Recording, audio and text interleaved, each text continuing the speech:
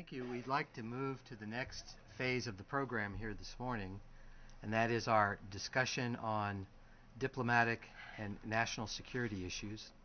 My name is Rudy De Leon. I'm a Senior Vice President here at the Center for American Progress and the Action Fund, and I'll moderate this session.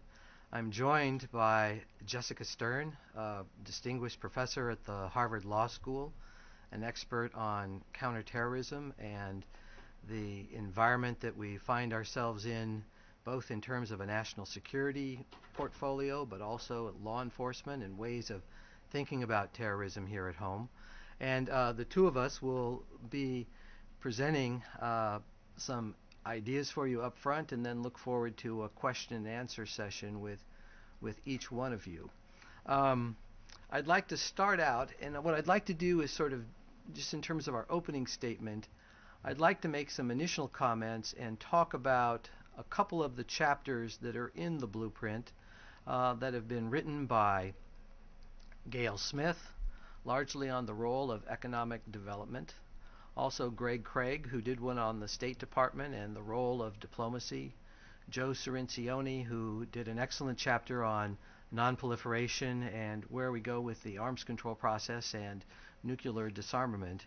I'd like to make some opening comments on that, then yield to Jessica for what I think will be some very interesting comments. Having had a chance, we've really got a great series of chapters on national security in the Progressive Blueprint, but I think one of the most interesting and one of the most innovative was Jessica's and ways of thinking about the counterterrorism mission. So I'd make some comments reflecting the chapters on diplomacy and on sustainable security, yield to Jessica for her comments, then I'll come back with some comments on the chapter that I wrote on the Department of Defense and the need to have a new strategy there at the DoD, and then we'll open it up to questions and answers. So to start then, what I'd like to say is that in this challenging time of a new administration, getting ready for a new administration and transition, that the key points in our chapters in the Progressive Blueprint is that national security strategy must combine diplomacy, a strong military, and capable and very important critical strategic alliances for the United States. Won't be too long, we'll all be out on the west front of the Capitol, and the new president, Senator Obama, will be taking the oath of office, and with that, he'll be inheriting a series of national security challenges: Iraq and Afghanistan, a financial system in havoc, a mountain of debt, and America more alone than at any point in our recent history. But the 44th president will also have a unique opportunity and a clear duty to steer the United States toward new national security priorities. Those efforts should begin with a new national security strategy, one that integrates a strong U.S. military posture with diplomatic, economic assistance, and cooperation with U.S. allies.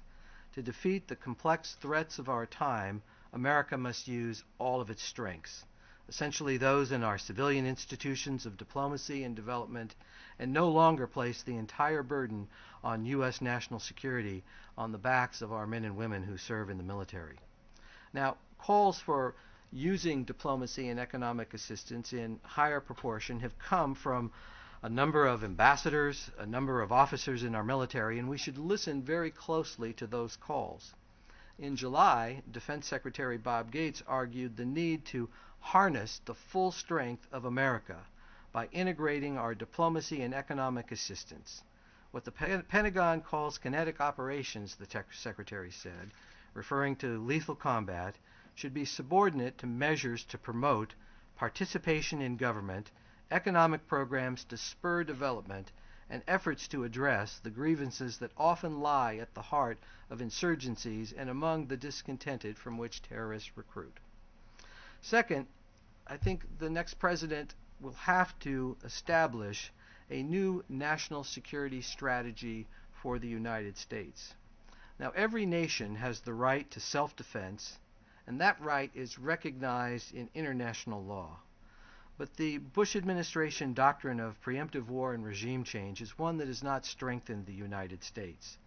Every president has the duty to protect the country and act if the nation is threatened. But the use of American military power should never be our nation's first nor preferred approach to solving national security challenges. Now, reversing the legacy of unilateralism requires that we reach out immediately to our friends around the world and rebuild the trust that will strengthen key alliances. The United States cannot afford a go-it-alone strategy in the 21st century. Instead, we should focus on bolstering our partnerships with NATO, revitalizing our relationships with other international organizations, and rebuilding our alliances with friends. As Admiral Mike Mullen, chairman of the Joint Chiefs, told the Senate Armed Services Committee earlier in the year, quote, "It is by taking collective action and not going it alone that we increase our ability to protect our vital interests," end quote. These challenges, the use of diplomacy to strengthen the coordination between the civilian side of the U.S. government and our highly capable men and women in the armed forces of the United States, these are critical items that have to be the cornerstone of a new national security strategy for the United States. And so as we look forward to the new administration and their efforts also on the area of Homeland Security, we're reminded by a quote from President Kennedy very early in his administration, but that also were days when the Cold War was at its darkest. He said, "Diplomacy and defense are not substitutes for one another. Either alone would fail. A willingness to resist force, unaccompanied by a willingness to talk, could provoke belligerence, while a willingness to talk, unaccompanied by a willingness to resist force, could invite disaster.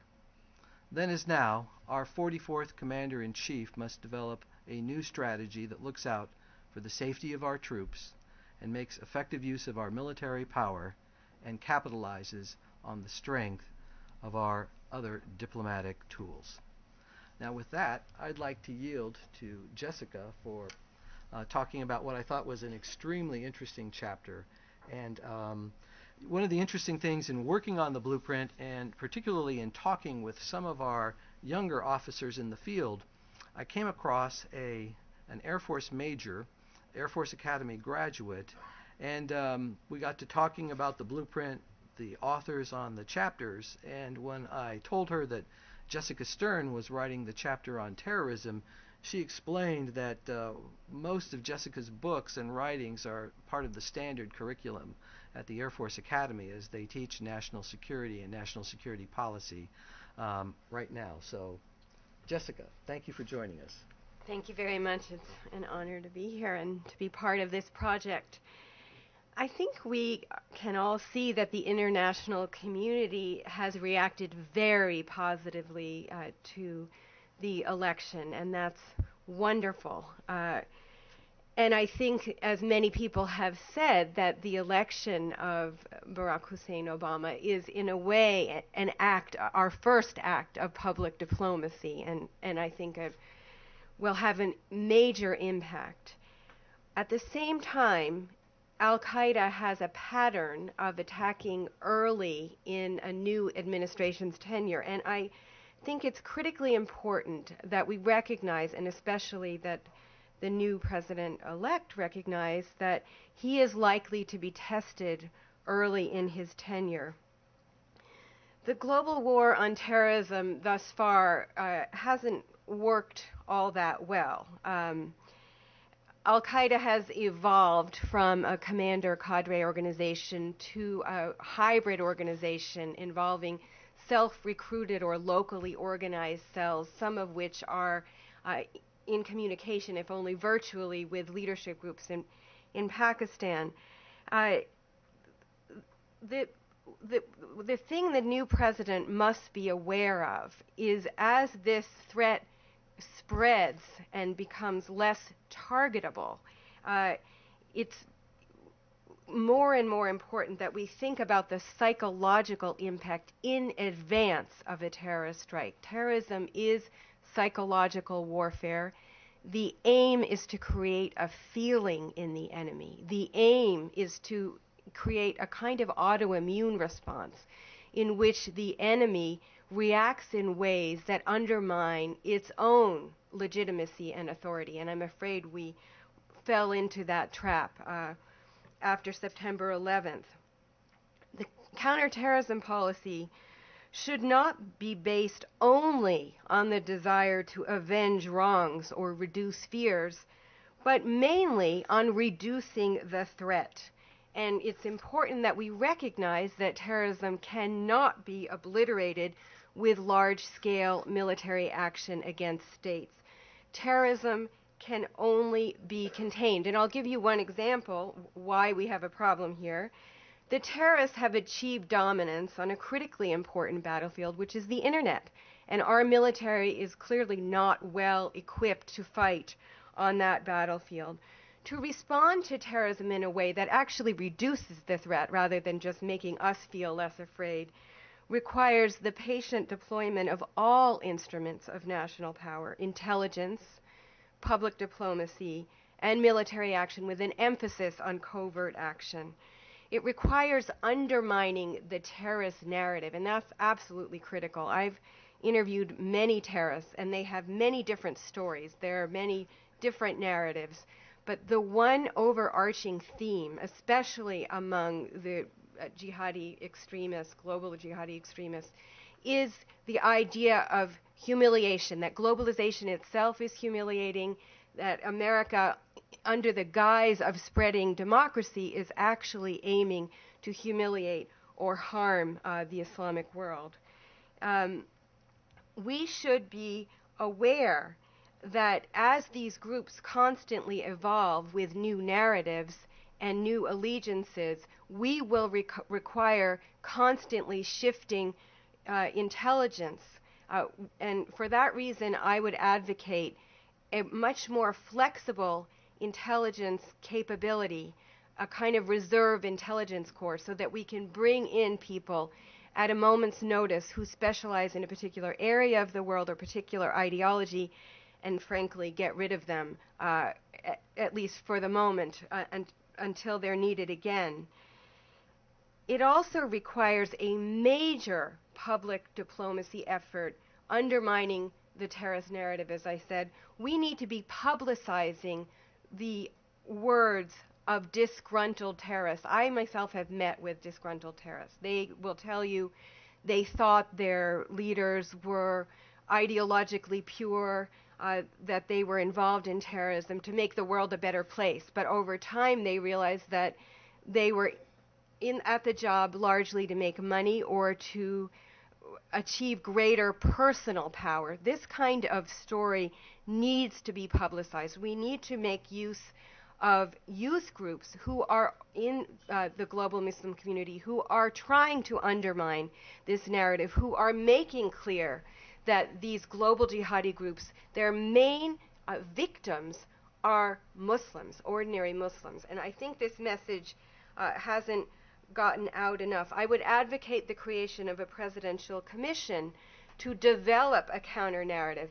And this commission should make use of information available only to youth, the youth who know how to reach the audiences that we need to reach most.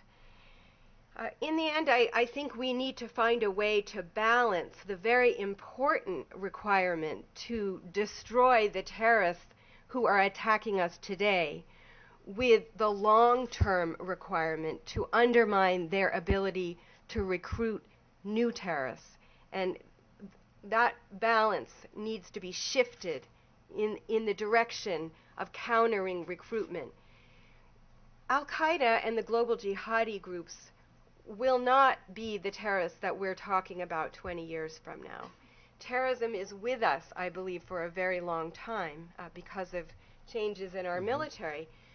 But it's not going to be the terrorists we're fighting today. And again, that requires a much more nimble, flexible response. And I'll stop there. Okay. Thank you, Jessica.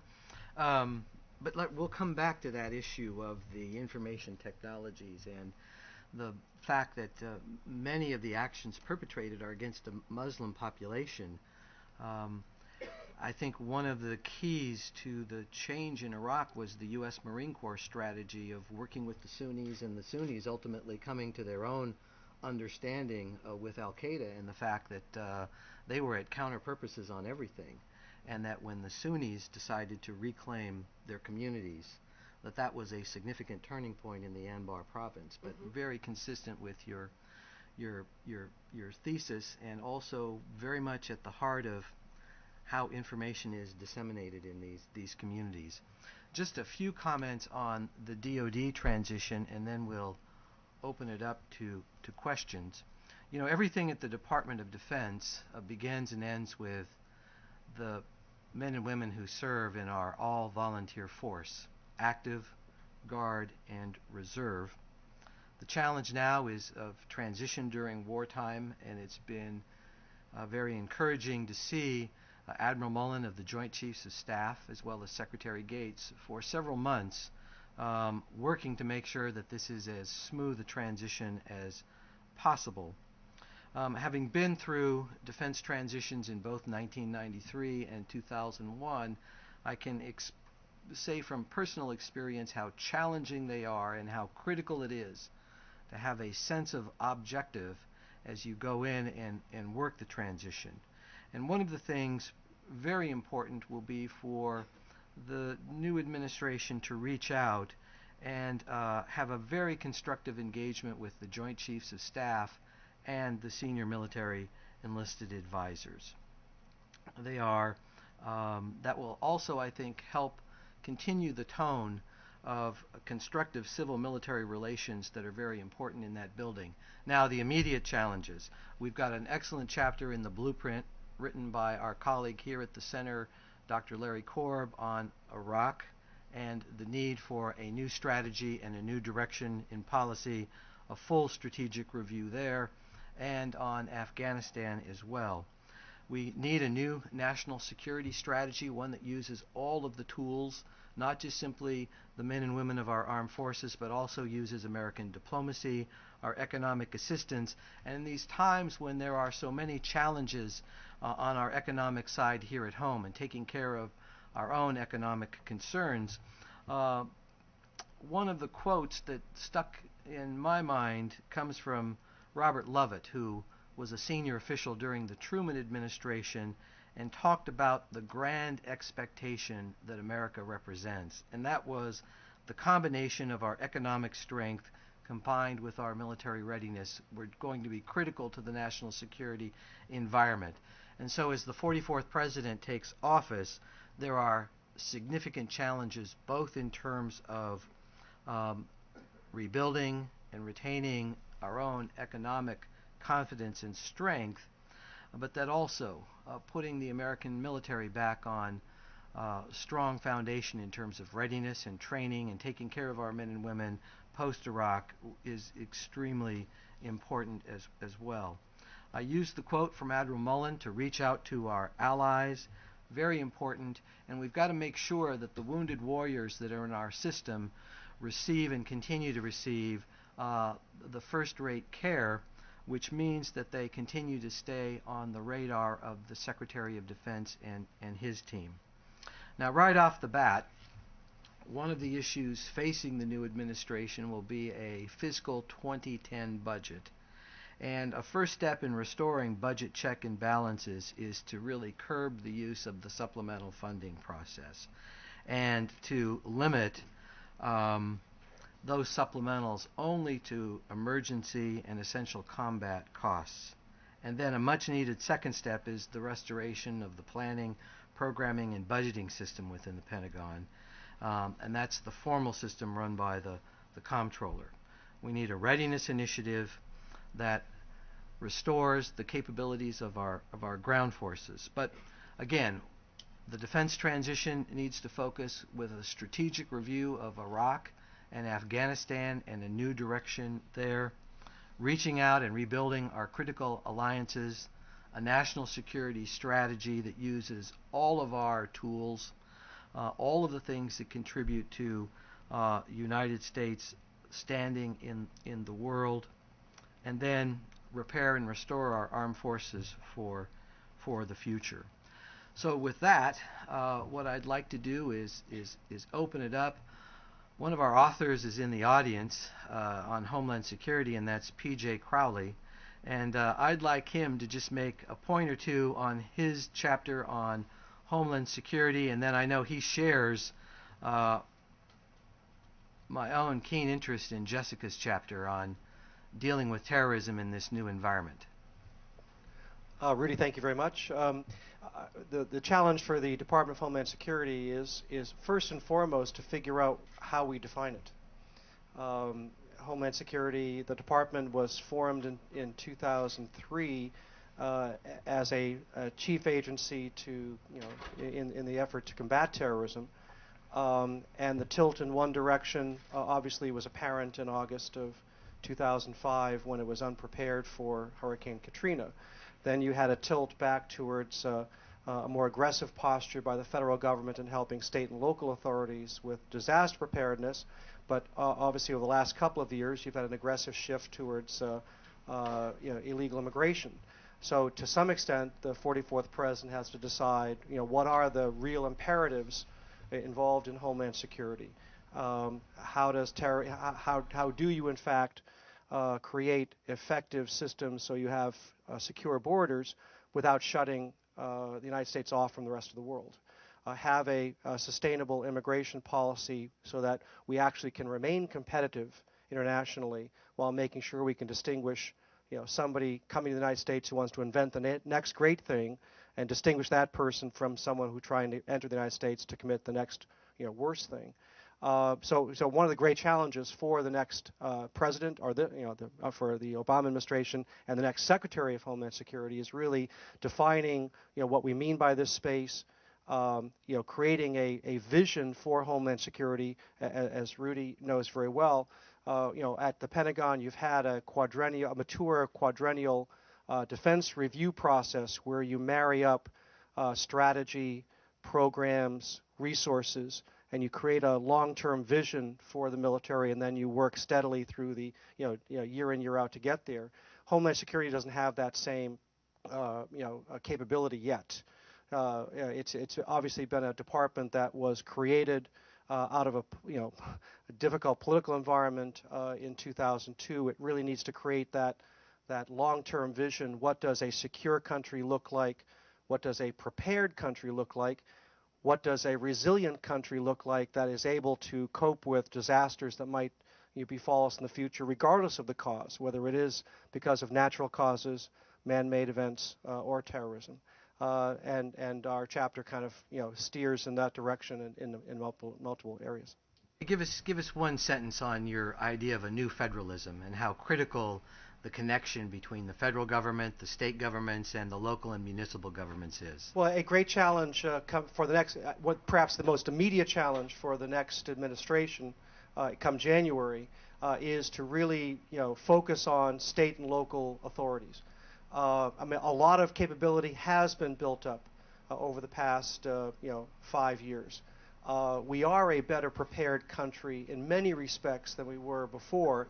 But now you're a mayor or a governor. You're Governor Bloomberg, for example. You're Mayor Bloomberg. You're an effective mayor. You've just had 20% of your local budget has been blown to smithereens, in the financial crisis.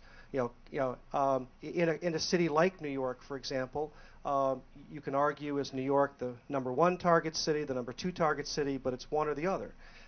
In New York today, you have 5,000 fewer police on the streets of New York than you had on 9/11.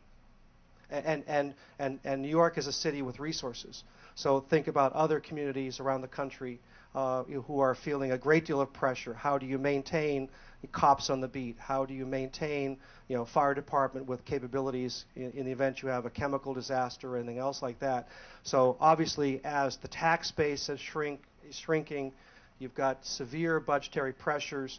And so, how can the federal government make sure that, as Jess said, in this period where you have to anticipate if someone's at least thinking of trying to do something in connection with this transition or early in the term, how can you maintain your vigilance at the local level so that, because that's really where you're going to find more likely the next terrorism plot. It's not going to be done, less likely to be done by an intelligence analyst sitting here in Washington. It's more likely to be discovered by a cop on the beat, who is perhaps investigating petty crime where someone is trying to develop the resources so they could do something more significant.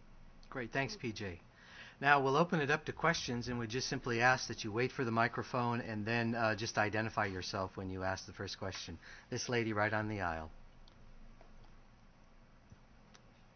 I'm Rochelle Friedman with the Coalition on Human Needs. I want to ask a question about the politics of the DoD budget. From the Coalition on Human Needs perspective, we are always fighting for scarce dollars. As most people realize, we're spending a lot of money on Iraq and Afghanistan. What they don't realize is how steeply and how during the last 8 years the regular defense budget has escalated. And we continue to keep systems that even some within the military say are antiquated. They're not for our present military way of operating. So I think it's very problematic that we continue to do this, and yet there's a political thing too, because people have been very smart in crafting some of these programs because subcontractors are maybe in 45 or 48 of the states. So politically it's hard to get members of Congress to say, no, we don't need this submarine or we don't need this aircraft system. So I guess I'd just like to ask you, Rudy, about the politics and how are we going to reverse that, not only to make our military more appropriate to the today, but from my perspective, we need more resources, and we're always fighting in the human needs community as our share of the domestic discretionary budget has been dwindling. Thanks for the question. Two things. First, the use of the supplementals. That really is a process that needs to have much more discipline, much more focus on actual operational costs, and then to reduce some of the other items that just simply have found their way into the supplemental spending bills. So one, we've really got to restrict the use of the supplemental budget for truly emergency items. Second point of your question, the base DoD budget, you're correct. It has now gone past $500 billion a year without anyone really spending that much time noticing and focusing on it. In our blueprint chapter, we specify a number of remedies. One, we've got to put the budget checks and balances back in place, and those tools really have not been used these last 7 years. Second, we need folks on the government side looking out for the taxpayers' interests, and so that civilian workforce that has the expertise in doing contracts and making sure that the American people are getting a fair deal, that workforce has been in decline. So we need to make sure we've got capable people sitting on the government side in these negotiations. And then third, this quadrennial defense review has got to be a budget exercise that puts everything on the table and that looks at these programs and decides what is truly critical to our national security environment. I think a couple of our papers make the point that we're short of critical linguists. We're short of people who have the skill sets to help us on the intelligence area, and that training for a whole force of these people could be paid for by one aircraft out of the procurement budget. So we've got to rebalance the priorities and do that with the quadrennial defense review. But you're correct, that budget has slipped without many people noticing past $500 billion a year, and that's in terms of total defense spending. The administration, the Bush administration, has passed beyond the Korean War period in terms of total defense spending. So only World War II exceeds the current amount that is in the defense budget right now. So putting the discipline back into the process, putting everything on the table, and prioritizing, I think, is at the heart of where we start that process. Next question.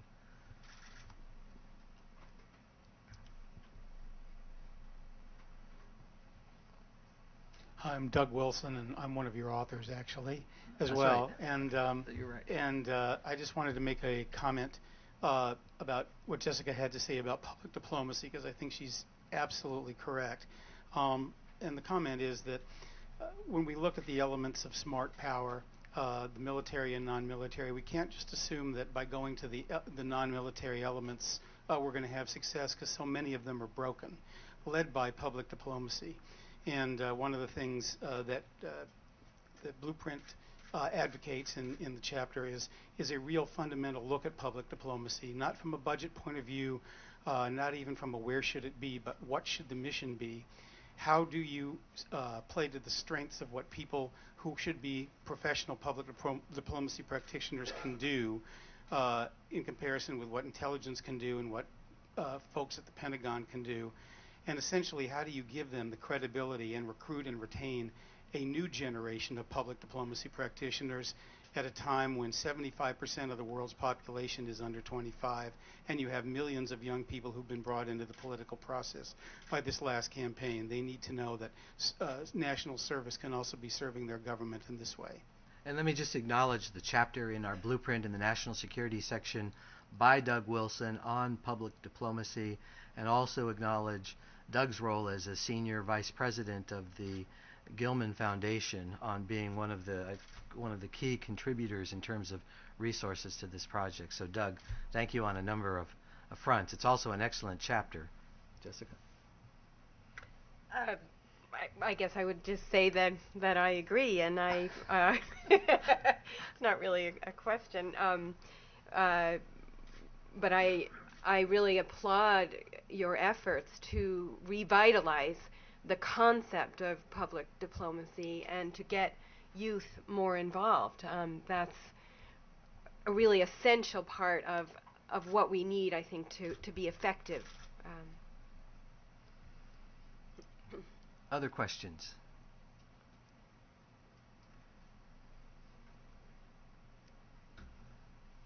In the back? Colonel, we've got a Marine veteran from Anbar Province. A question for you?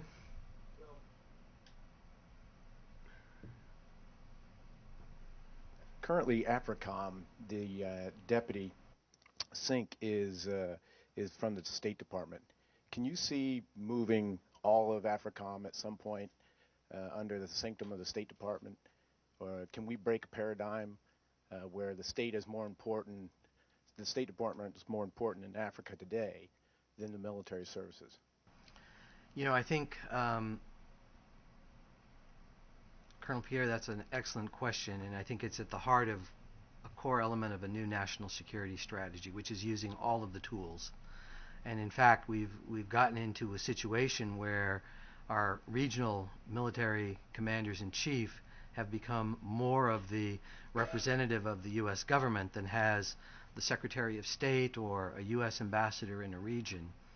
And I don't think that's necessarily a role that the military views as one of its core areas, although by default it has stepped into that position more and more.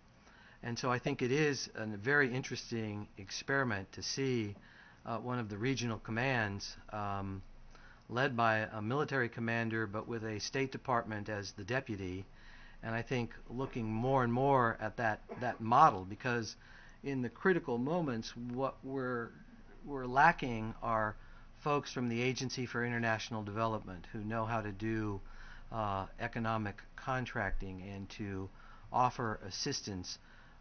Our U.S. commander from Afghanistan came to town and gave a talk to several of the think tanks, and he said, my biggest requirement, and this was in 2005, my biggest requirement is to build roads and to build schools.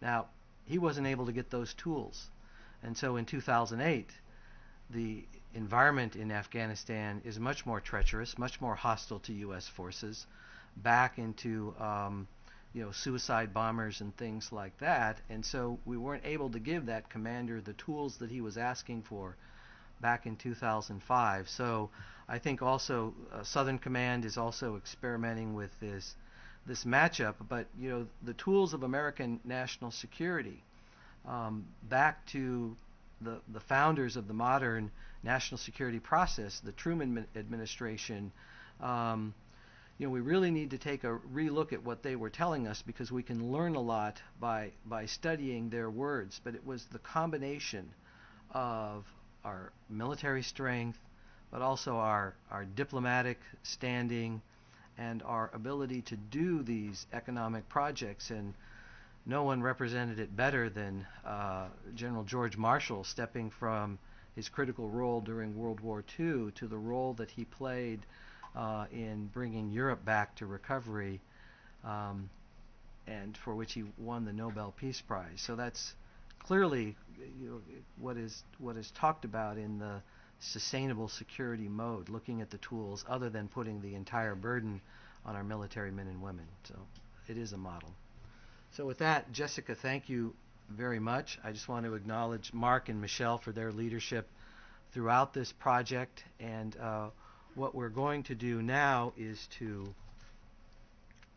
move into the discussion on climate change and green jobs. And I'd like to yield the floor to Jim Lyons, who's going to lead that part of the program.